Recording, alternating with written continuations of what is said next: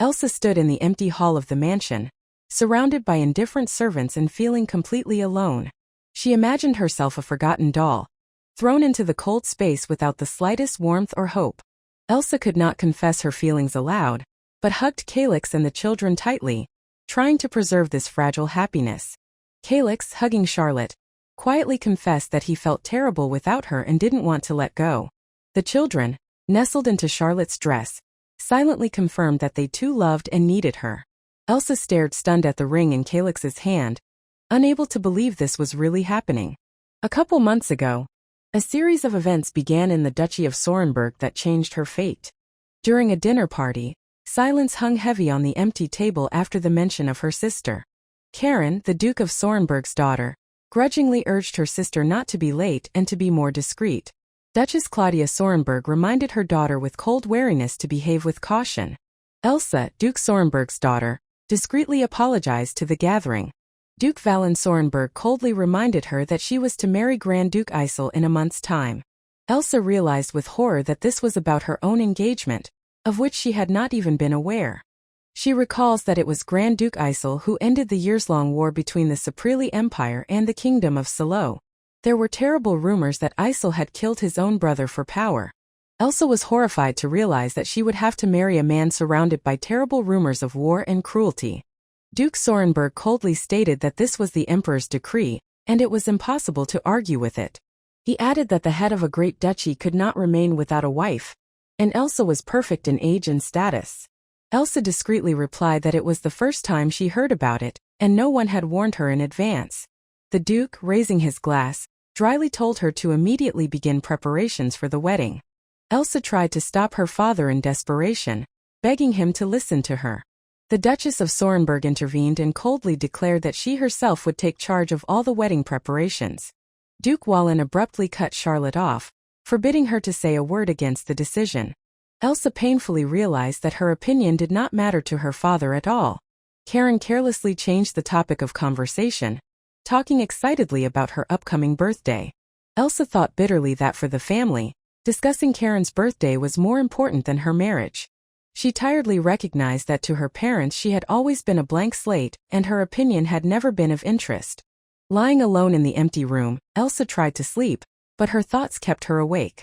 Waking up to a strange noise at the door, Elsa listened warily and decided to check what was going on. Opening the door, she saw servants hurriedly carrying gifts and flowers, obviously not for her. Elsa asked the servant if there was anything important planned for today. The embarrassed maid replied that today was Karen's birthday. Elsa, hiding behind the door, was confused to realize that once again she had been forgotten. The maid politely invited Charlotte to join the celebration with the others. Elsa smiled weakly, saying she wasn't feeling well and would miss the celebration. Elsa stood sadly beside the empty bed, remembering how she had always been placed below Karen. As she covered herself with the blanket, she thought about the fact that she and Karen had different mothers, and that explained a lot. Charlotte's birthday was never celebrated because it coincided with the anniversary of the death of the Duke's first wife. Elsa remembered that her mother had died shortly after she was born, leaving her very young. A year later the Duke married Claudia, and they had Karen, whom everyone loved more. Elsa recalled how as a child she didn't understand why her father and stepmother avoided her so often. In time she realized she couldn't change anything and just accepted her loneliness. Karen cheerfully told her that she was worried about her sister, even though she was really only mocking her. Duchess Claudia arrogantly stated that unlike Karen, Elsa could neither magic nor socialize. Duke Valen admitted that he was thinking of marrying Karen off to the Grand Duke instead of Charlotte. Karen cried out in outrage that she would never go to live in a faraway place among the snows. Elsa thought bitterly that Karen was always more important to the family, and she herself was considered a burden. She wondered why her life had become someone else's problem, even though the blame wasn't on her at all.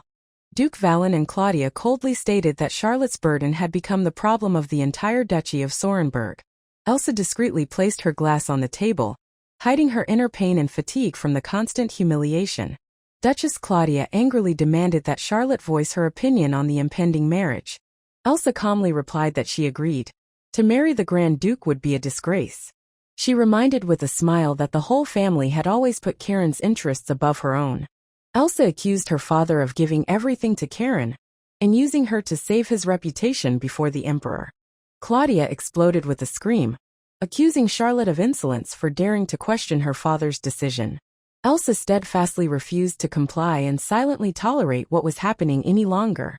She calmly stated that she wasn't insulting anyone, just voicing the truth and no longer worried about being used. Elsa smilingly offered to help her family prepare for the wedding since they had decided to use it. A few months passed and the carriage with Charlotte was leaving her home amongst the snowy lands.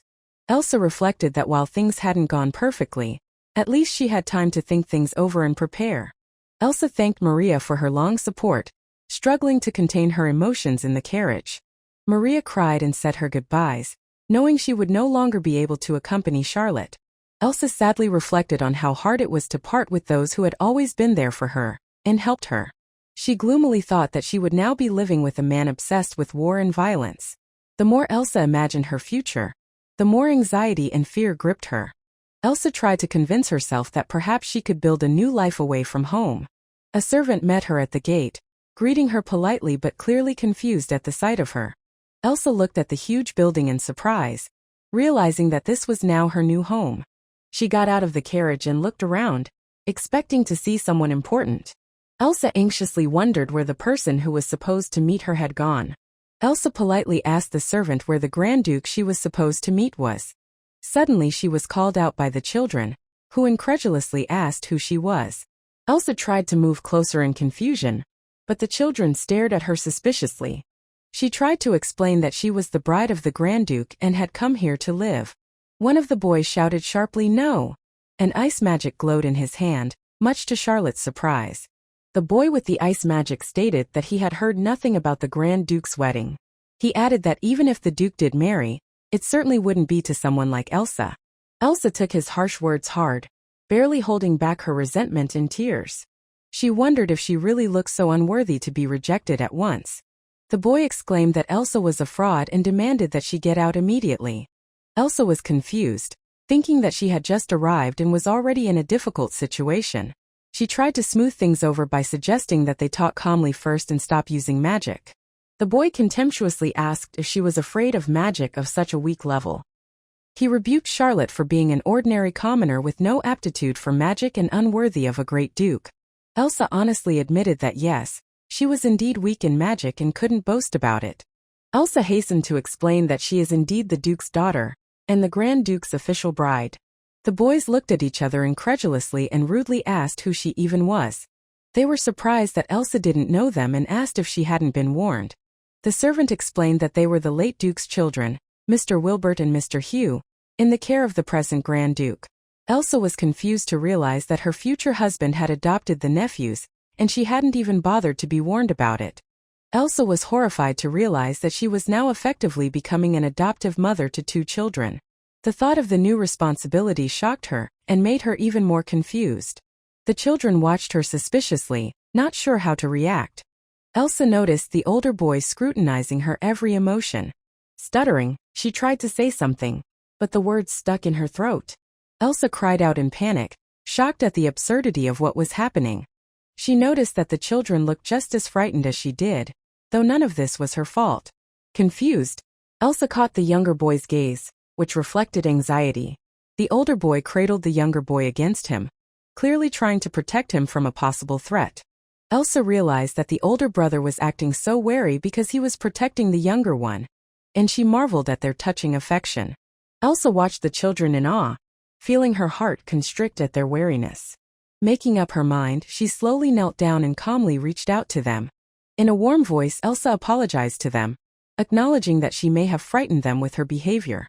With a genuine smile, she introduced herself, saying her name was Elsa, and expressed her joy at seeing them. The children looked at her dumbfounded, clearly not expecting such kindness and gentleness. Bert hesitantly introduced himself to Elsa, and then quietly added that his younger brother Hugh was with him. Elsa nodded with a warm smile, memorizing their names and trying to be as friendly as possible. Hugh peered timidly out from behind Bert's back, watching Elsa with wary curiosity.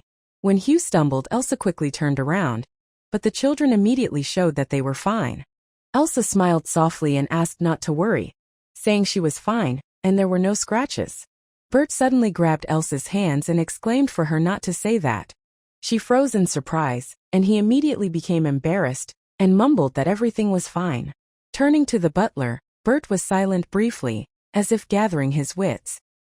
He quietly apologized to Elsa for the attack and said that he was the reason she now had a scar. The brothers then stood side by side and invited her to follow them into the house. Elsa firmly stated that she did not need any reparation and quietly entered the mansion following the children. She thanked them for the invitation, continuing to keep a polite and reserved demeanor. The butler politely pointed her to the correct room and called her by name, smiling respectfully. Inside the parlor, Elsa was greeted with apologies for the slight delay. Seeing her bandaged up after her scratch, the butler was slightly surprised. The care she had received seemed a little too thorough. The butler recognized that Elsa might have felt out of place, for everything that was happening seemed foreign to her. He explained that Madame Wilbert was weak in body and even a minor scratch could put her to bed for a long time, so he asked Elsa to be patient for the sake of Mr. Wilbert's peace of mind. Elsa learned that the children's parents had died too young, and their uncle had taken custody of them. Upon hearing that this guardian was the Duke himself, whom everyone referred to as the warlord, Elsa experienced confusion. The butler apologized for the inconvenience and admitted that he wanted to tell the boys everything himself after the Duke's return, but too much time had passed. Elsa recalled how her wedding had been purposely scheduled for the beginning of the year, so as not to upset the balance between the parties. When she heard that, she was surprised to hear it, because she didn't even know that everything was happening so far in advance. Inwardly, she felt that she had fallen into a trap, and now she had to get out of it to avoid being a victim of compromise. The servant bowed apologetically, assuring her that it was his fault, and he deeply regretted the misunderstanding. Elsa lowered her gaze and confessed that she had been pressured from the beginning to marry as if it were her destiny. The servant regretfully explained that the Duke was originally supposed to return as early as last week, but plans had suddenly changed. He added that he had recently received a letter from him stating his inability to arrive on time, and that was all he knew. Elsa didn't hold back and exclaimed that the Duke needed to be there for his sons, not constantly disappearing for affairs that never end. In the portrait she recognized the same Duke about whom the servant had said that he had been fighting hard for a long time, and had been forced to leave his children. When it came to the boy's mother, he explained that she had fallen gravely ill, and was now recuperating far away in warm lands. Elsa reflected on how different her impressions of the place were from the rumors she had heard while living in the capital. She felt that leaving small children in such a huge mansion was irresponsible, even if she didn't know all the details. Suddenly she had an idea on how she could mend relations and make the atmosphere in the house warmer. Gathering everyone around the table, Elsa suggested starting with just getting to know each other, so that they could gradually become a real family. When someone tried to flatter her, Elsa calmly closed the book and firmly said that she didn't need empty praise. Elsa smilingly suggested that the children take their time and behave as they pleased until the Grand Duke returned. Hugh looked out from behind the door curiously, but noticing Elsa's gaze immediately hid back awkwardly. Elsa realized that she was met with a rather cold welcome, but decided not to give up and continue trying to mend relations. While the mansion was quiet, the majestic towers outside rose up, as if hiding a whole new life underneath. Elsa sighed tiredly, feeling that getting closer to the children was harder than she expected. Elsa noticed that the children were constantly busy with something and had busy schedules, making it hard to find a moment to socialize. In an attempt to connect, she arranged a tea party with plush toys, but she still felt like she was being avoided. Reasoning aloud, Elsa decided that if she could find something in common with the children, it would help smooth out their wariness. In reality, however, all she encountered was that the kids were persistently avoiding her, and each day it felt more and more intense. Looking for another approach, Elsa turned her attention to the kitchen where the maids were discussing little Wilbert's favorite dish. The maids told Elsa that Wilbert had no interest in food at all and often skipped meals. Not much was known about Hugh either. He ate everything but never mentioned his favorite dishes. Elsa watched the conversation with interest, noting that no one knew exactly how to please the boys. While the maids were at a loss to think of something, Elsa thought about the strangeness of the whole situation. She came to the conclusion that it was not just the food. There was some other problem behind the children's indifference. Elsa went around the mansion and questioned everyone she could, hoping to learn something about the children's preferences. Despite her best efforts, none of the servants could suggest what Wilbert and Hugh might like. Elsa sadly realized that wariness reigned not only among the children, but also among the adults. The plan to get closer to the boys through food had clearly failed, and the situation was increasingly out of control. At the height of her despair, the cook appeared with a grim look and announced that someone in the house liked carrot cake after all. Elsa thought wistfully that the servants in this house were too strange, but I guess it couldn't be otherwise since they served the military duke. Puzzled, she asked the cook what he meant by carrot cake, to avoid any misunderstandings. The cook recalled that in hard times, Wilbert and Hugh often had a slice of carrot cake when there was no other food available. One of the maids added that after their father died, the boys had lost interest in food altogether, including even carrot cake. Elsa stood in front of the cook and the maids feeling confused.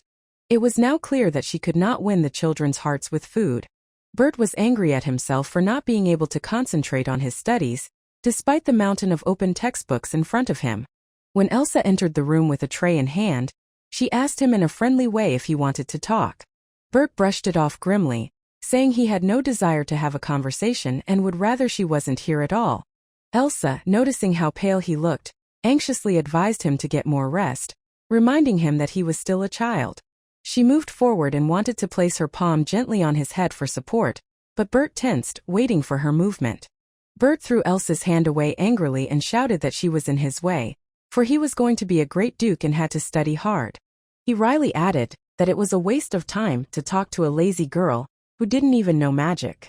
Inwardly, he had already decided that Elsa was no different from the others. Sooner or later she would give up anyway. Without a word, Elsa turned and left, her footsteps echoing in the silence of the room. Soon, however, she returned, radiant as if nothing had happened, carrying a tray and cheerfully exclaiming, "Sorry for the wait." Bert flinched and turned around sharply, demanding to know what she wanted from him again. When Elsa placed a slice of carrot cake in front of him, he froze, recognizing the familiar aroma. Bert's eyes widened as if he had been transported to a distant memory, full of warmth and comfort. Elsa smiled kindly and offered him a taste, just one small piece. He nodded silently, took the fork and carefully broke off the first bite, keeping his eyes on her. Bert carefully accepted the spoon and ate a piece of pie, while Elsa kept her eyes on him, holding her breath. When she saw that he did not push the food away, but actually swallowed it, a gleam of surprise flashed in Elsa's eyes.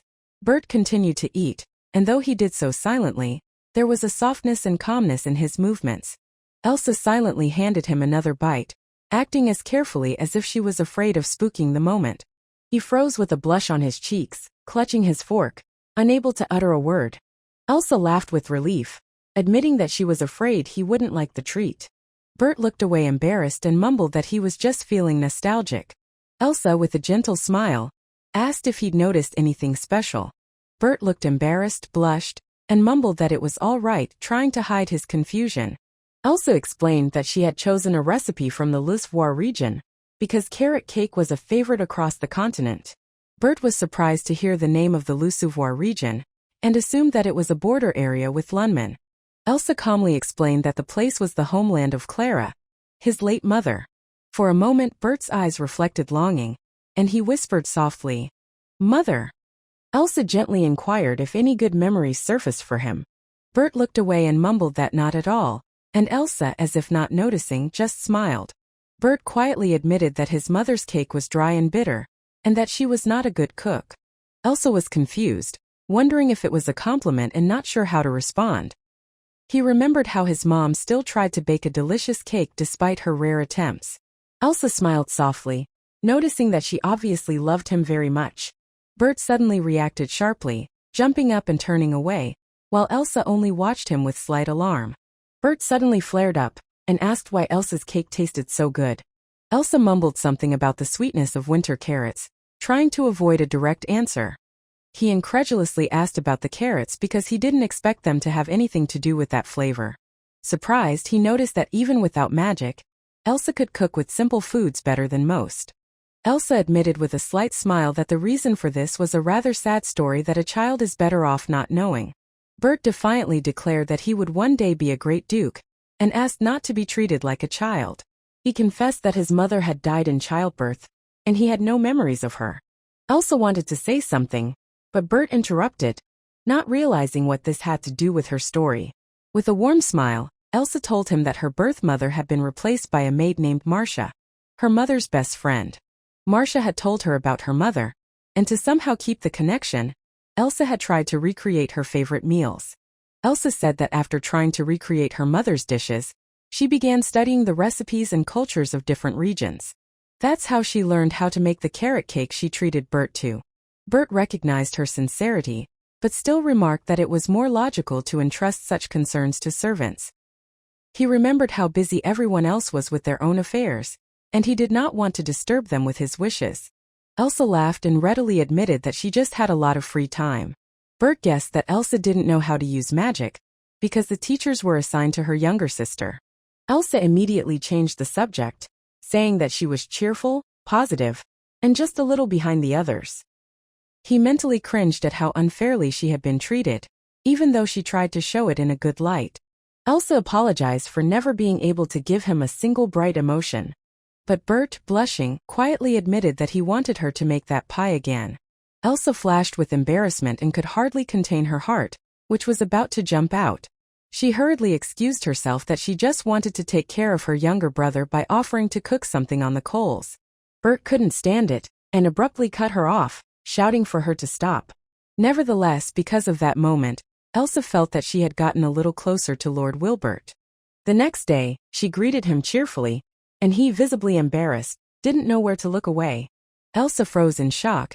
He had ignored her as if their entire rapprochement had been just a dream. She bitterly realized that ever since the day she'd baked carrot cake for him, Wilbert had been avoiding her more and more. Clasping her hands together and lowering her head, she wondered sadly if fate was really against them becoming a family. The thought was churning inside. Maybe she should just give up and stop prying into his life. Standing alone in the middle of the hall, Elsa allowed herself to feel really tired for the first time. Elsa stopped abruptly at the door, pushing the startled thoughts away from her. Giving up would be wrong. Curiosity overpowered anxiety. She listened, trying to figure out what was happening on the other side. Wilbert. He was usually with Hugh, but now he seemed to be spending his time in a different way. From over the railing, she could see the boy fighting in the training yard, and breathed a sigh of relief. If I just take one peek, nothing will happen, right? She whispered, hiding behind the door. The boy with a downcast look slowly backed away from the man, trying to hide behind the table. The man slapped the tabletop in annoyance, and ordered him to do whatever he wanted, in a voice full of contempt. Elsa, who happened to be a witness, froze with horror when she saw the kid clutching the plush toy in his hands. The teacher threw the book in a rage, accusing the child of being incapable of magic despite the pedigree and explanations. Hugh hugged the toy tighter, and his eyes reflected a mixture of pain, fear, and his usual humility. The teacher mockingly rebuked the boy, saying that he could not even apologize, and as if he lacked basic manners. Elsa, standing outside the door, froze with widened eyes when she realized that Hugh could not speak. At the sight of the child trembling with fear, clutching the toy, the teacher continued to humiliate him, calling him a disgrace to the family. Elsa's whole face tensed up.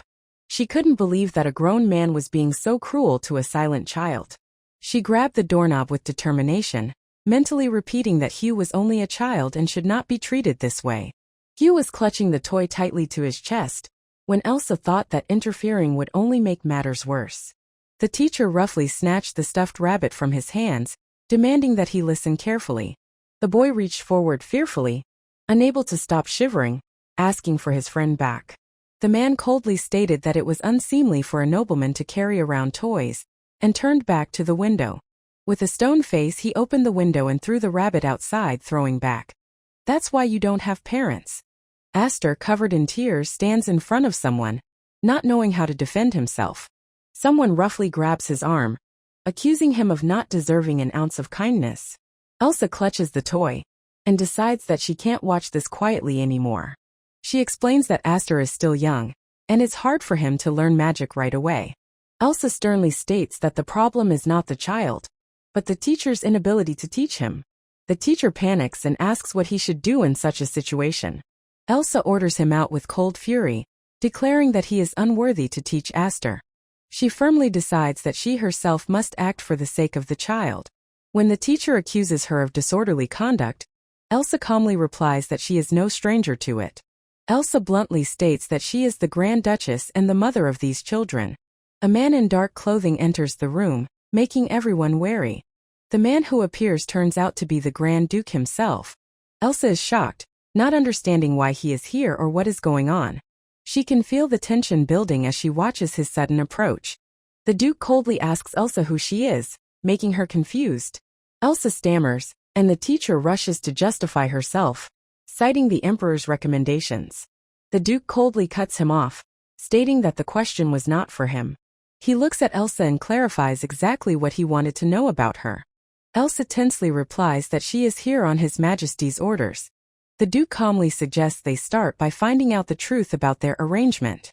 Elsa struggles to bring herself to speak so as not to let the moment pass. Mustering up her courage, she loudly announces that her name is Elsa. The Duke silently appraises her without expressing any emotion. Everyone around him tensely watches the Grand Duke's reaction. A little boy cheerfully greets the Duke with the words, "Welcome home." The Duke looks at Elsa carefully and calls her dear. Elsa throws her head up in shock, not believing her ears. The Duke approaches her silently, leaving a heavy pause. He calmly asks if she is going to explain anything.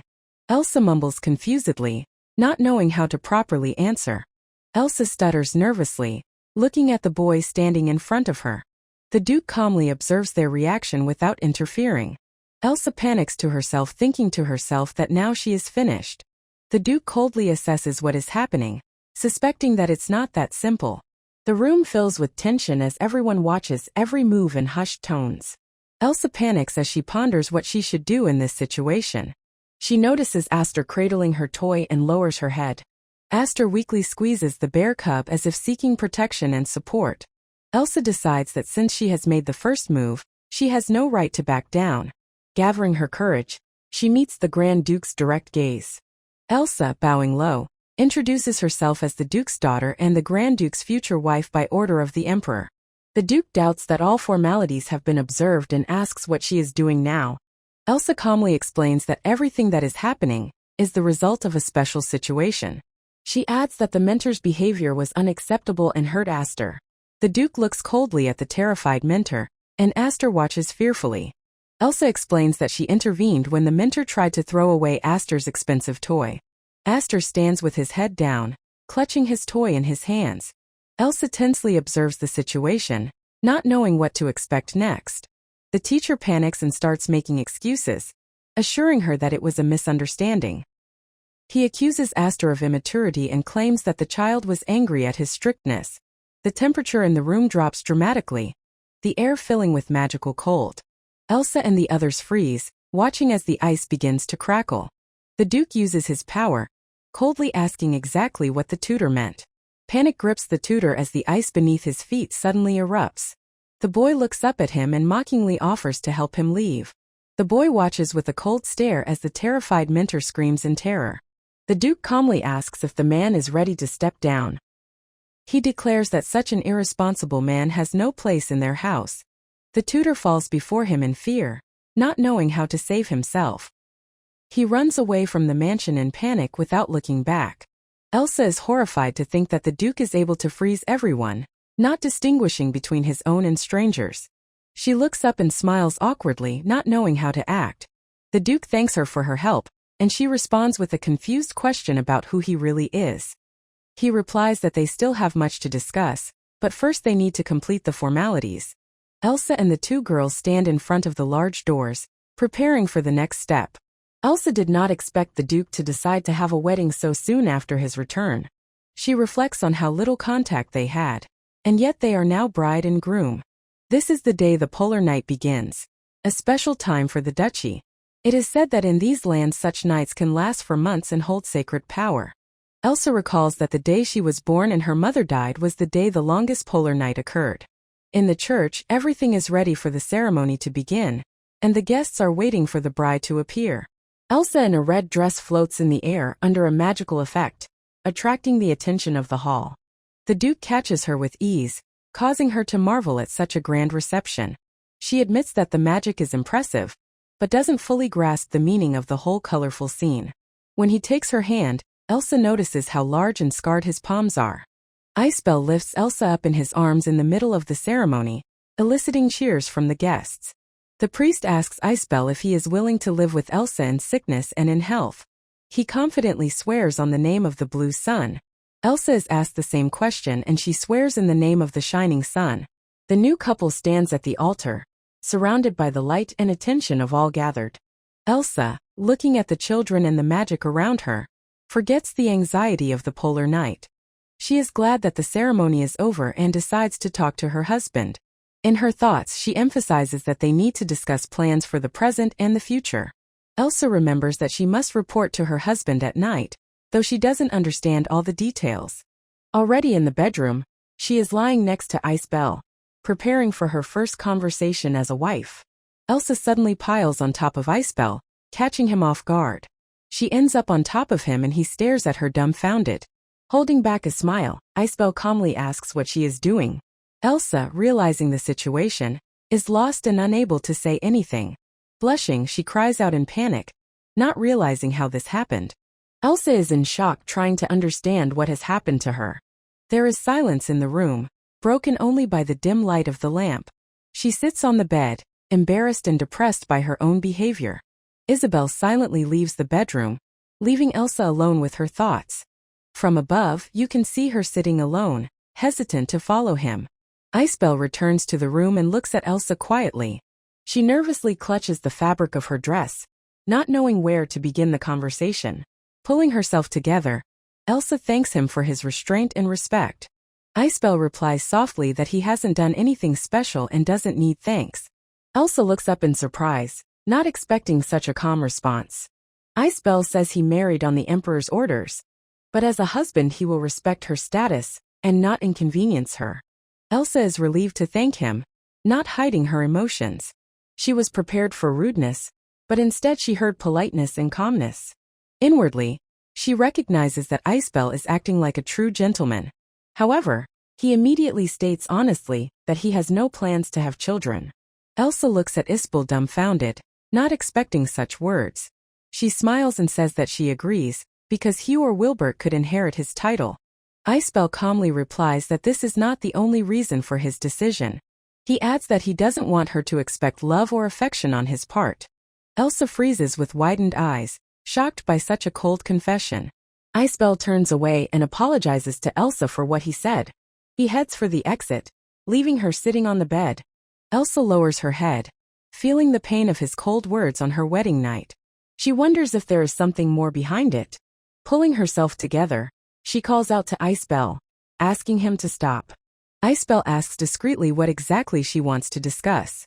Elsa rises abruptly, preventing him from leaving, and he turns around in surprise. Clenching her fists, she bluntly asks if this is how he treats his children as well. Confusion appears on Icebell's face, but he remains silent. Elsa comes closer and asks if he is as cold to his children as he is to her. Icebell replies discreetly that he is just doing his duty as a new father. Elsa, with pain in her voice, accuses him of choosing such a terrible mentor for Hugh. She clenches her fists and exclaims that this is unfair to the child. He averts his gaze, the tension on his face betraying an internal conflict. Moving closer, Elsa says she doesn't judge him, but children deserve the support they don't have. Icebell sarcastically asks what Elsa is suggesting, sending the children to an orphanage? She calmly replies that parenting is the most important part of their lives. Looking straight into her eyes, she says that love and a sense of duty alone are not enough.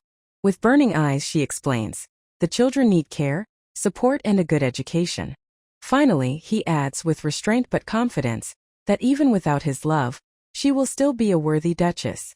Elsa rushes eagerly to Icebell, insisting that if he does not intend to love the children, then let him entrust them entirely to her. He suddenly grabs her around the waist and she freezes in an unexpected embrace, unable to believe his reaction. Trying to prove her determination, Elsa shouts out that she will create the perfect conditions for the children, but immediately she loses her balance and falls on Icebell. She freezes on his chest, all horror and panic, thinking that this is the end of her dignity and reputation. Icebell, with his shirt open, looks at her with slight embarrassment and whispers to himself, "You got it." The bedroom door swings open with a clatter, and the children catch Elsa literally on top of Icebell in a stupor. Hugh stands with a stern face and the toddler next to him is hiding behind a teddy bear, not realizing what's going on. The scene gets awkward when Hugh, without blinking, asks, "What are you two doing?" Elsa bounces away in a panic, adjusting her dress, while Isabel silently adjusts her shirt collar, trying to maintain her dignity. Hugh, with an icy stare, exhales a single word -space, as if he himself doesn't know how to describe what he's seen. Elsa and Icebell look at each other in silence, each not knowing how to explain all that they have just seen. Hugh suddenly realizes something with excitement, and a suspicious gleam lights up in his eyes. He steps forward quickly, pulling his sister with him, as if he wants to take control of the situation. Elsa tenses, but Hugh reaches out his hand to her with a nonchalant face, and she freezes in surprise. With the most fake enthusiasm, he suggests, "And let's all sleep together tonight," causing Icebell's face to contort with horror. Elsa looks at Hugh in a daze, unable to believe she has heard all this from a child. Icebell is silent, but there is something new in his gaze, as if he has just realized what he has missed. Hugh runs up to Elsa, snuggles up to her, and tells her how she has always been there for him and slept with him. He blushes, nervously averts his eyes, but persists, trying to explain why he wants to sleep together. When he's about to say that the baby has always been with them too, he suddenly sneezes, and everyone freezes. Hugh, tucked into Elsa's dress, timidly looks up and whispers something quietly. He nods, and the baby beside him suddenly breaks into a ready smile, as if he had received permission to dream. Elsa catches their gestures, pulls the children close to her and leads them to the bed, where they immediately settle under the blanket.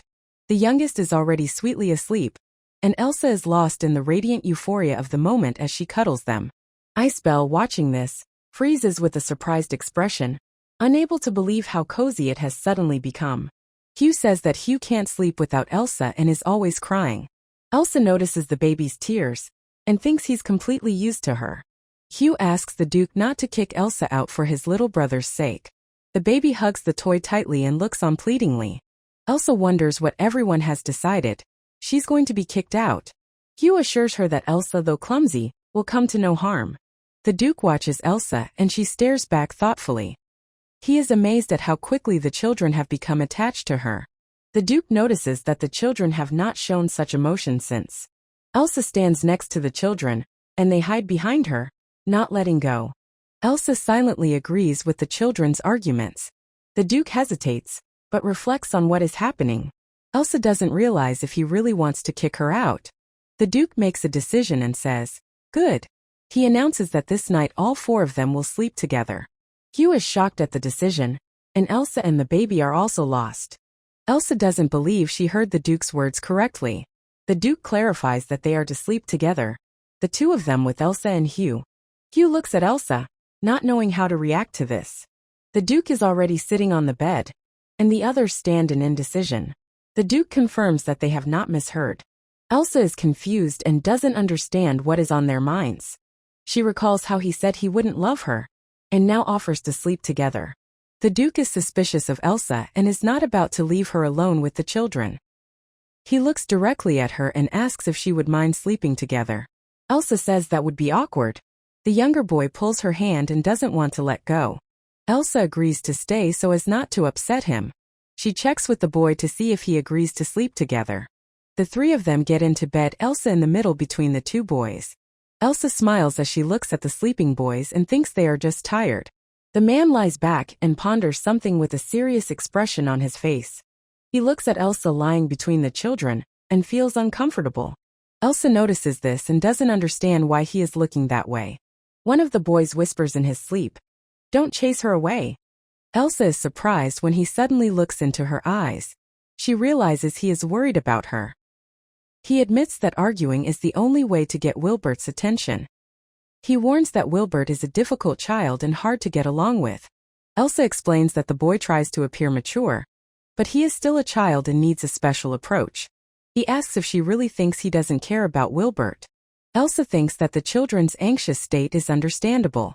Everyone goes to bed in the same bed. She feels the coldness in her husband's gaze and shivers. She remembers that he married by order of the emperor, not of his own free will. He watches the sleeping Elsa without closing his eyes. The emperor orders him to marry and bows before the throne.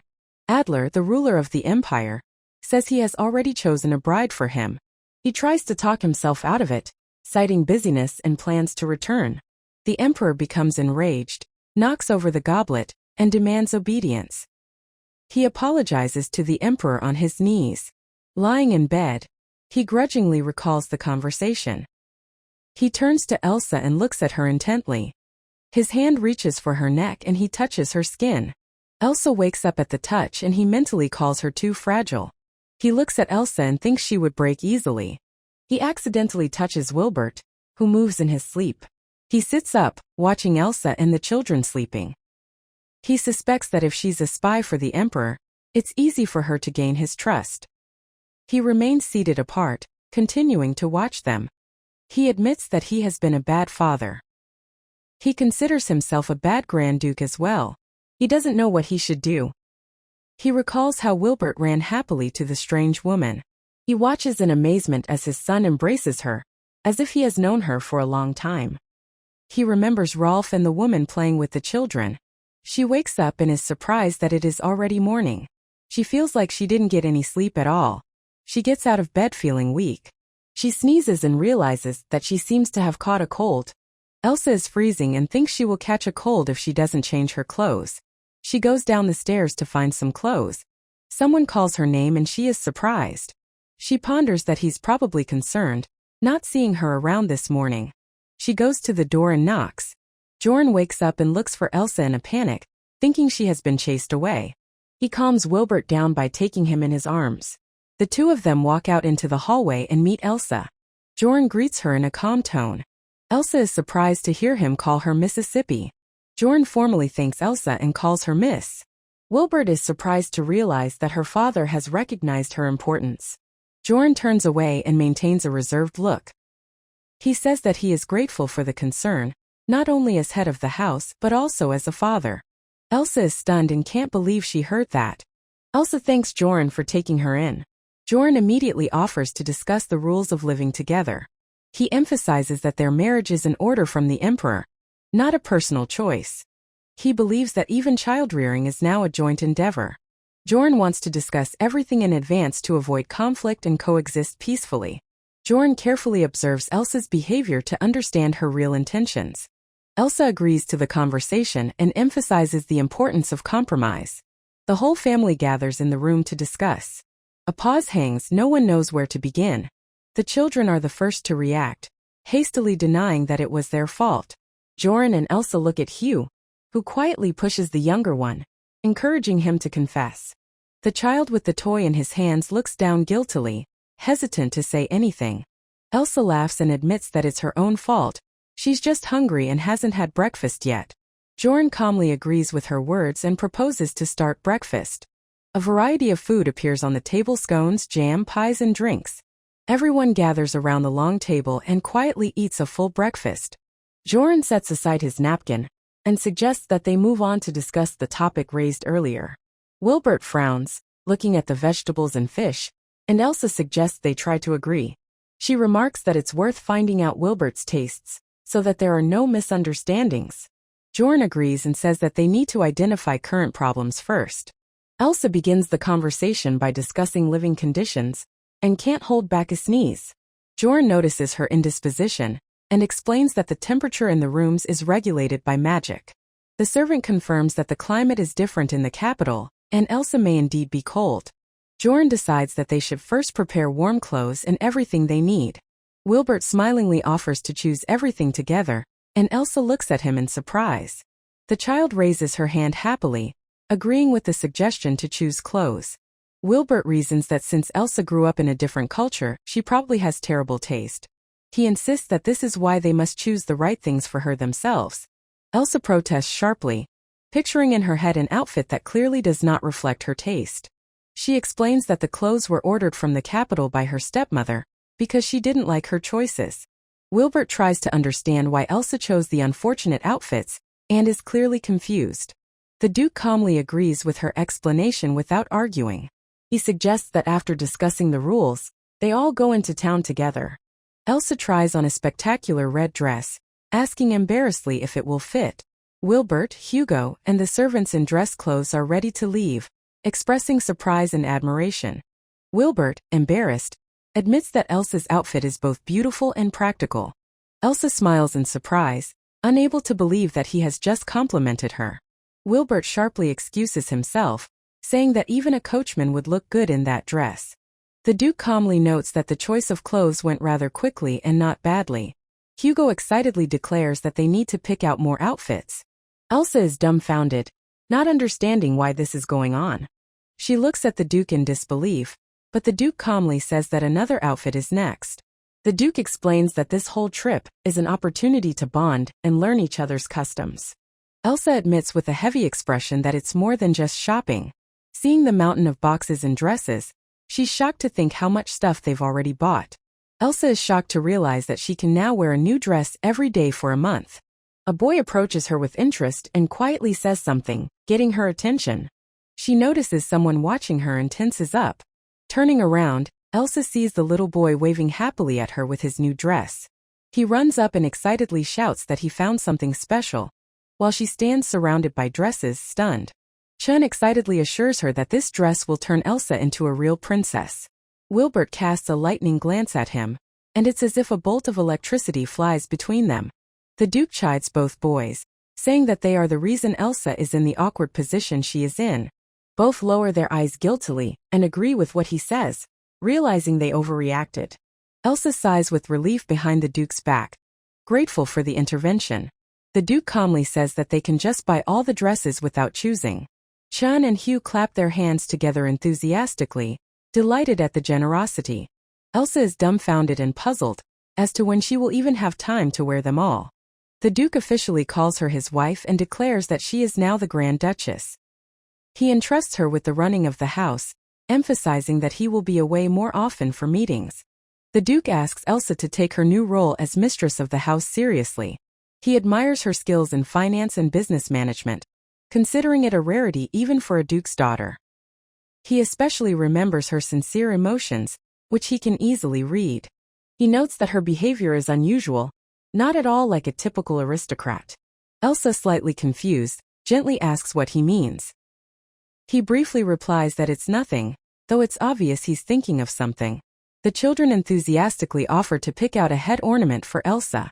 The company continues their walk through the town, enthusiastically trying on headdresses. Later, the scene shifts to the palace corridor, where everything falls silent. Elsa can barely stand on her feet, and confesses that she didn't expect shopping to be so exhausting. Elsa struggles to stay on her feet, pondering that perhaps she's just not used to such activity. She realizes that she's been getting tired quickly lately, but she's glad she got a private room. One of the rules comes up: sleeping with the kids only if they want to, and once a week is a joint report in the marital bed. She remembers how sad she felt when he demanded weekly reports, and decides to get a good night's rest. But as she enters the room, she hears the girl's stern voice rebuking her for being late. Karen bursts into the room with a radiant smile and calls Elsa sister. Elsa is taken aback by her appearance and asks in surprise what she is doing here. Karen explains that she was first escorted into the living room, but got bored and decided to look in Elsa's tiny bedroom. While Elsa embarrassingly excuses herself, Karen enthusiastically goes through her outfits and praises her taste. Karen's gaze stops on one of the dresses, and she whispers that it's absolutely ravishing. Elsa stops Karen abruptly and calls her by name, showing that she will not put up with this anymore. With cold severity, she forbids her from touching things without permission, causing Karen to ask, "Why?" in surprise. Elsa explains that it's all a gift from the Grand Duke, and now they're not in their ancestral home, and things are different here. Holding back her emotions, she adds that she has effectively been exiled to this unpleasant corner that Karen had once refused.